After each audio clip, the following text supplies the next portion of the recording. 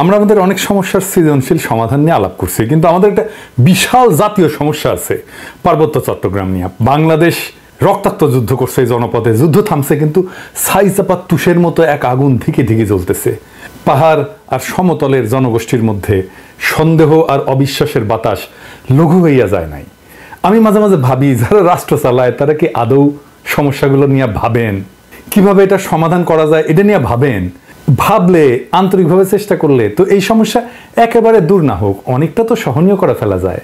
রাষ্ট্র সবসময় অপদার্থরা চালায়, তাই কখনো আমরা ভাবতেই পারি না সমস্যাকে দূর করতে হলে কি কি কাজ করতে হবে, কিভাবে সৃজনশীলভাবে সমস্যার সমাধান করতে হবে।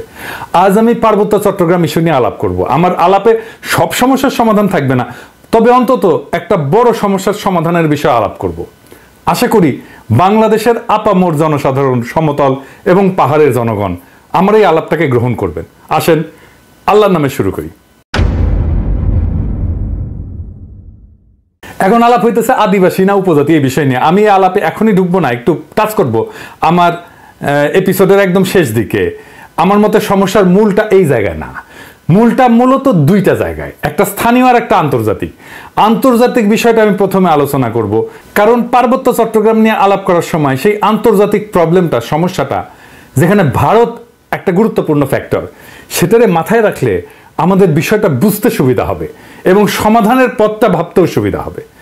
আসেন এই দুইটা বিষয় কি কি। ভারত মনে করতো যে পার্বত্য চট্টগ্রামের নাগা এবং মিজো বিদ্রোহীরা লুকায় আছে এবং তাদেরকে পাকিস্তানের গোয়েন্দা সংস্থা ISI সাহায্য করে। তো এইটার পাল্টা কর্মসূচি না ইন্ডিয়া, যে পূর্ব পাকিস্তানকে দেশটার রাজনৈতিক মূল অংশ থেকে বিচ্ছিন্ন করবে। তো ভারত এইটার উল্টা কর্মসূচি নেয় যে পূর্ব পাকিস্তানকে পশ্চিম পাকিস্তানকে বিচ্ছিন্ন করবে এবং এই কর্মসূচি নিয়ে আগায় যেতে থাকে। এবং এইটা নিয়ে আগায় যাওয়ার জন্য তাদের গোয়েন্দা মানে রকে সবুজ সংকেত দেয় ভারতীয় নীতি নির্ধারকেরা। অনেক পরে ভারতের গোয়েন্দা সংস্থা তার কর্মকর্তা বি রমন এই সম্পর্কে বলছেন যে এই যে পূর্ব পাকিস্তান থেকে ভারতের উত্তর পূর্বাঞ্চলে ISI চালানো কার্যক্রমের অবসান ঘটাইতে ইন্দিরা গান্ধী পূর্ব পাকিস্তানের বাংলাভাষীদেরকে পাকিস্তান থেকে বিচ্ছিন্ন হওয়া এবং বাংলাদেশ নামে একটা পৃথক রাষ্ট্র প্রতিষ্ঠার ব্যাপারে সহায়তা করতে হবে এই সিদ্ধান্ত নেয়। এটা বি রমনের বইয়ে লেখা আছে। তো ভারতীয় তরফ থেকে বাংলাদেশের মুক্তিযুদ্ধের সংশ্লিষ্টতার একটা বড় উপাদান ছিল একটা বিশেষ বাহিনীকে পার্বত্য চট্টগ্রাম দিয়ে অপারেশনে পাঠানো। এই বিশেষ বাহিনীর নাম ছিল special frontier force. General Uban ছিল এই ফোর্সের প্রথম ইন্সপেক্টর জেনারেল। 1962 সালের শেষ দিকে এই ফোর্সটা গড়ে উঠছিল। 71 সালে এই জেনারেল উবানি ছিলেন মুজিব বাহিনীর প্রশিক্ষক। মুজিব বাহিনী কি জানেন তো? ছাত্রলীগ, যুবলীগ আর আওয়ামী লীগের যৌথ গেরিলা বাহিনী। এরা কিন্তু যুদ্ধ করেনি, আর আজকে তারা মুক্তিযুদ্ধের সিপাহসালার হয়ে গেছে।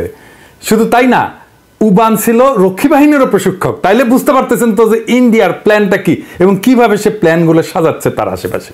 এবং পার্বত্য চট্টগ্রামে যখন 71-এর চূড়ান্ত অপারেশন হয়েছিল, তখন মুজিব বাহিনী না, স্পেশাল ফ্রন্টিয়ার ফোর্স নামে ওই আনকনভেনশনাল বাহিনীকেও ভারতীয়রা পার্বত্য চট্টগ্রাম দিয়ে বাংলাদেশে ঢুকায় দেয়। এবং এই স্পেশাল ফ্রন্টিয়ার ফোর্স অনেক দিন থাকে, এমনকি 1975 পর্যন্ত থাকে পার্বত্য চট্টগ্রামে।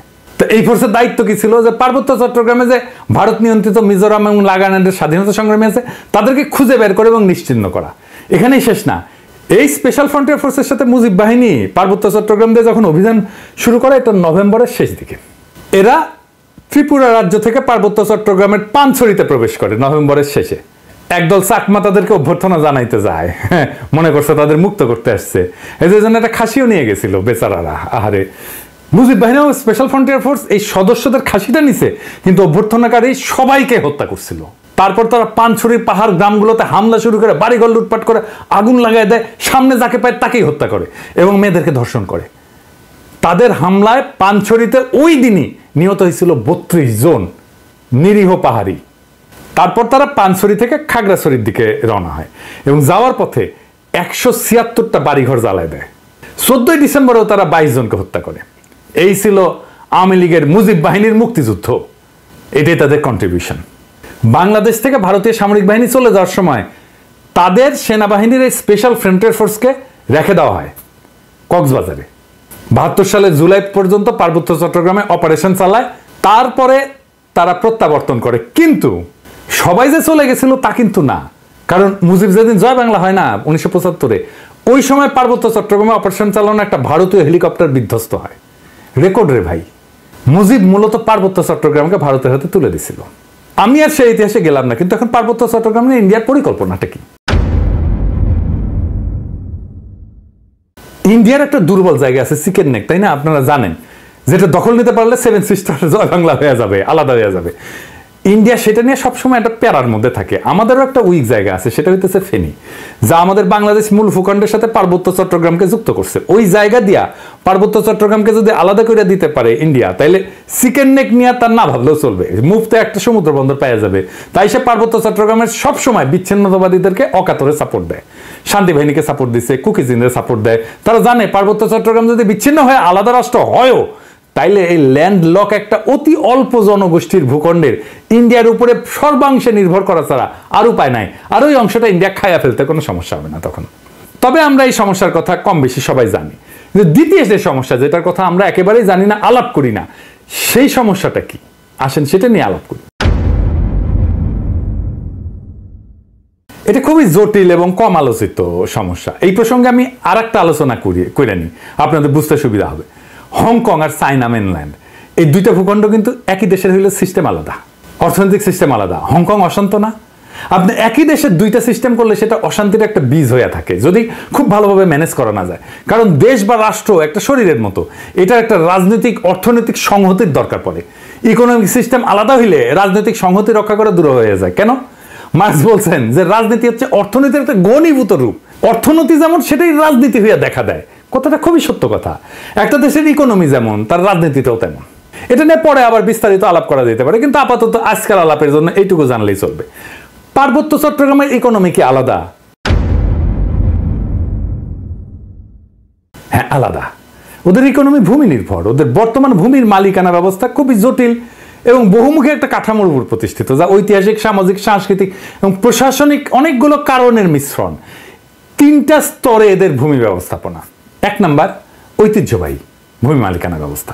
এটাই সবচেয়ে বড় ভূমি ব্যবস্থাপনা। আনুমানিক 50 থেকে 60% ভূমি এই ঐতিহ্যবাহী ব্যবস্থাপনার আওতায় পড়ে। কেমন সেটা? এইটা গোষ্ঠীভিত্তিক মালিকানা, কোনো ব্যক্তি মালিকানায় না। পার্বত্য অঞ্চলের প্রধান জনগোষ্ঠী যেমন চাকমা, মারমা, ত্রিপুরা এবং অন্যান্য গোষ্ঠীগুলা তাদের নিজস্ব ঐতিহ্যবাহী ভূমি ব্যবস্থাপনা পদ্ধতি অনুসরণ করে। এই ব্যবস্থায় জমির মালিকানা সাধারণত পরিবার বা গোষ্ঠীর মধ্যে থাকে। এটা একটা মৌখিক ঐতিহ্য, লেখাপড়া কিন্তু নাই, কোনো দলিল নাই। জমি ভোগ, দখল এবং ব্যবহার করার অধিকার আছে, কিন্তু সেটা আইনগতভাবে নথিভুক্ত না। জুম চাষ হয় না পাহাড়ে, এই জুম চাষের জন্য যে ভূমি, সেইটা কিন্তু এই ঐতিহ্যবাহী কৃষি পদ্ধতি এবং এই ভূমি মালিকানায়। এখানে জমি ব্যক্তিগত মালিকানা না, বরং গোষ্ঠীগত মালিকানায় পরিচালিত হয়। 2 নাম্বার মালিকানা হচ্ছে সরকারি ভূমি মালিকানা। সরকার যেটাকে রিজার্ভ বন ঘোষণা করছে, এটা সরকারের মালিকানা। পার্বত্য চট্টগ্রামের একটা বড় অংশ আমরা জানি যে রিজার্ভ ফরেস্ট বা সংরক্ষিত বন হিসাবে ঘোষিত। এই ভূমি বন বিভাগ দিয়ে নিয়ন্ত্রিত এবং চাষাবাদ এবং বসতি স্থাপন এখানে নিষিদ্ধ। তবে আপনারা জানেন যে পার্বত্য চট্টগ্রামের অধিবাসীরা ঐতিহাসিকভাবে বনের মধ্যে চাষাবাদ করে এবং বসতি স্থাপন করে। তো সরকার যদি নিষিদ্ধ করে দেয়, তাহলে তাদের ঐতিহাসিকভাবে চাষাবাদের পদ্ধতি ছিল, সেটা নষ্ট হয়ে যায় না? এটা মাথার মধ্যে নাই এদের। কিন্তু এটা একেবারে বন্ধ হয়নি। এই সংরক্ষিত বন এলাকায় অনেক বসতি আছে জনগণের এবং ঐতিহ্যগতভাবে এই ভূমি তারা ব্যবহার করে। এইটাও একটা ভূমি বিরোধের অন্যতম কারণ। 3 নম্বর হচ্ছে সরকারি প্রকল্প। কাপ্তাই হ্রদ বাঁধ প্রকল্পের জন্য ব্যাপক ভূমি অধিগ্রহণ করা হয়েছিল, যা স্থানীয় জনগণের ভূমি হারানোর অন্যতম কারণ হয়ে দাঁড়িয়েছে। আমরা এই প্রসঙ্গে সমাধান পর্বে আলাপ করব। আনুমানিক 25 থেকে 30% ভূমি সংরক্ষিত বনাঞ্চলের অধীনে রয়েছে। আর আইনগতভাবে নথিভুক্ত মালিকানা, যেটা আমরা সমতলে দেখি আর কি, জমি রেজিস্ট্রি, দলিল, এটা দেখি না, এইটা পর্সা টর্সা এগুলো দেখি না, পাকা দলিল। কিছু কিছু এলাকায় ব্যক্তি বা গোষ্ঠী তাদের জমির দলিল নথিভুক্ত করে ফেলছে, তবে এটা খুবই সীমিত এবং এইটা সবসময় সমস্যাযুক্ত। কারণ অনেক জমির মালিকানার বিষয়ে সরকারি রেকর্ড, স্থানীয় ঐতিহ্যবাহী নিয়মের মধ্যে তো সংঘাত আছে, তাই না? এইটা ধরেন 10%-এর মতো। এই ভূমি ব্যবস্থাপনার মূল সমস্যাটা কি? সমস্যা হচ্ছে যে পার্বত্য জনগোষ্ঠী তাদের এই ঐতিহ্যগত নিয়মে জমি ভোগ দখল করলেও সরকারি আইনে তো স্বীকৃত না এটা।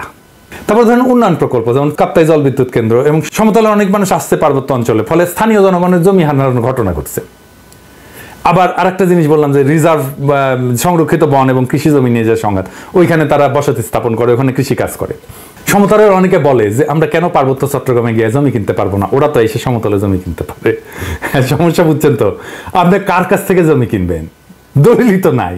দলিল তো মুখে মুখে, মালিকানা তো ব্যক্তির না রে ভাই, মালিকানা সামাজিক, এবং প্রায় 60% জমির মালিকানা এরকম। তো এই বাস্তবতাটা তো বুঝতে হবে। দেখেন এই সমস্যার সমাধান কি? ওয়ান কান্ট্রি টু সিস্টেম ব্যবস্থা আমাদের চালাইতে হবে ততদিন পর্যন্ত যতদিন না ব্যাপক সংখ্যাগরিষ্ঠ পাহাড়িরা এই সিস্টেম বদলানোর জন্য দাবি না করে। আমরা এই ব্যবস্থার জন্য হংকং এর অভিজ্ঞতা, স্কটল্যান্ড, উত্তর আয়ারল্যান্ডের অভিজ্ঞতা কাজে লাগাতে পারি।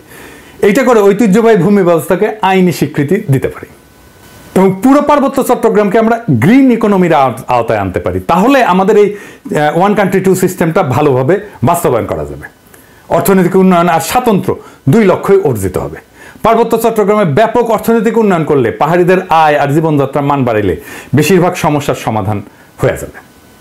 আসলে এই গ্রিন ইকোনমিটা কি আর কিভাবে এটা ইমপ্লিমেন্ট করা যায় সেটা দেখি, বাস্তবায়ন করা যায়।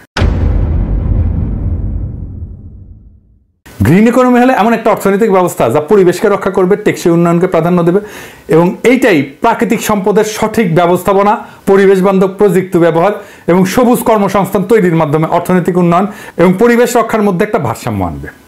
এবং আমরা পার্বত্য চট্টগ্রামকে যদি একটা সংরক্ষিত এলাকা বলে ঘোষণা দিয়ে গ্রিন ইকোনমির আওতায় নিয়ে আসি, তাহলে অনেকগুলো সুবিধা পাওয়া যাবে।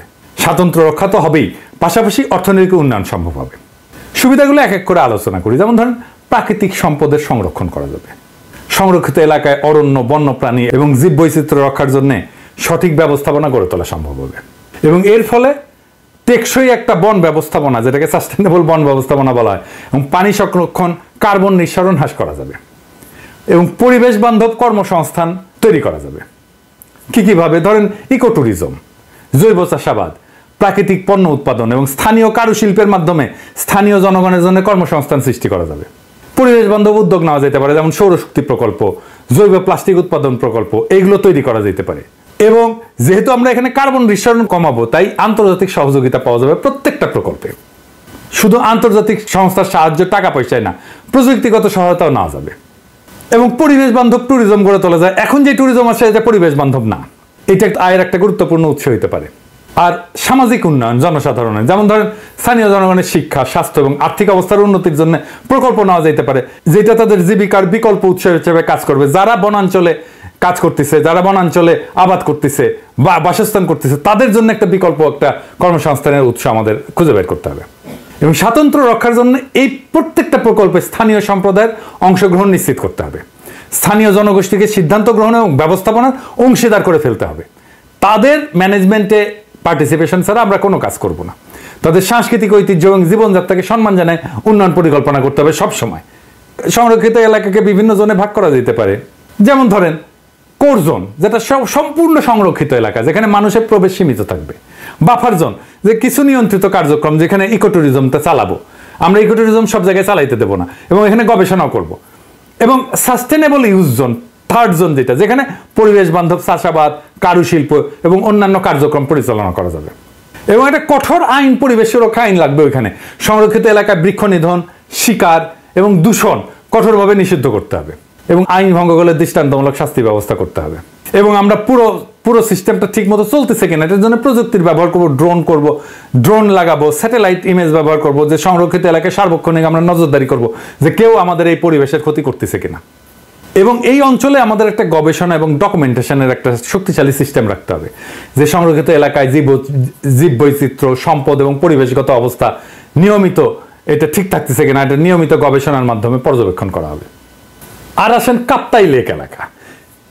এই যে কাপ্তাই লেকটা করা হয়েছে, জানেন এখানে কত মেগাওয়াট বিদ্যুৎ হয়? 230 মেগাওয়াট মাত্র। এটা গোটা বাংলাদেশের চাহিদার মাত্র 5%। এই যে 5% বিদ্যুৎ, তার জন্য কত বড় সমস্যা আমরা তৈরি করছি। আমরা যদি ঘোড়াশাল বিদ্যুৎ কেন্দ্রের কথা চিন্তা করি, ঘোড়াশাল বিদ্যুৎ কেন্দ্র 950 মেগাওয়াট বিদ্যুৎ উৎপাদন করে, তার মানে 4 গুণ এই কাপ্তাই লেকের চাইতে। তাইলে আমি এটা আসলে রাখবো কেন? এই কাপ্তাই বাঁধ ভেঙে দিয়ে আমরা জমি উদ্ধার করলে কি সমস্যা? এটা ভেবে দেখতে হবে। এটা নিয়ে আমাদের সিরিয়াস চিন্তা করতে হবে যে আসলে আমরা কাপ্তাই বাঁধটা রাখবো কিনা। একটা দীর্ঘস্থায়ী প্রবলেমের সমস্যার সমাধান করছে। কাপ্তাই লেক থাকবে না? কাপ্তাই লেকের দরকার কি? আমাদের তো দরকার নাই। দৃষ্টিনন্দন কাপ্তাই লেকের তো দরকার নেই। আমার যদি জমি উদ্ধার হয় ওইখানে, এই 230 মেগাওয়াট বিদ্যুতের দাম কত?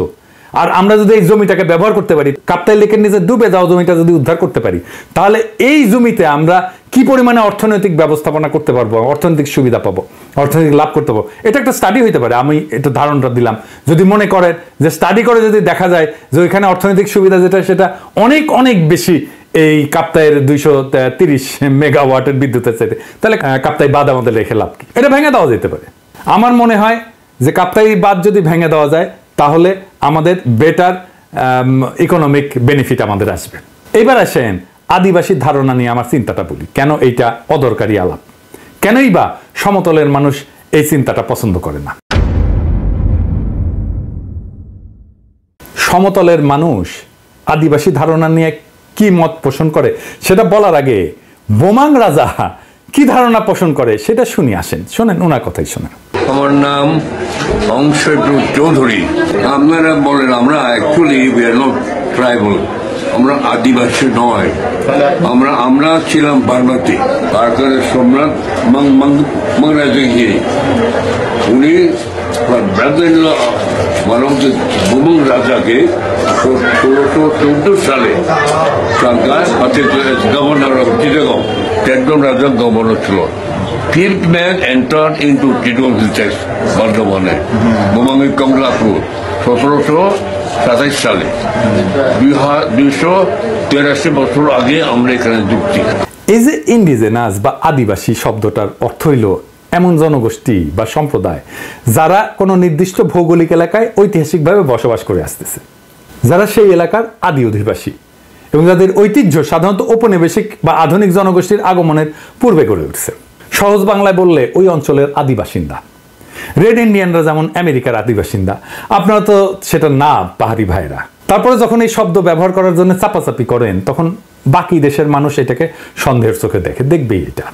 এটাও বুঝতে হবে, তারা জানে আদিবাসীরা যদি দাবি করে যে তাদের মানবাধিকার লঙ্ঘিত হচ্ছে তাহলে আন্তর্জাতিক সম্প্রদায় তাদের আলাদা রাষ্ট্রের দাবিকে সমর্থন জানায়, সেই দাবিকে মেনে নিতে বাধ্য করতে পারে।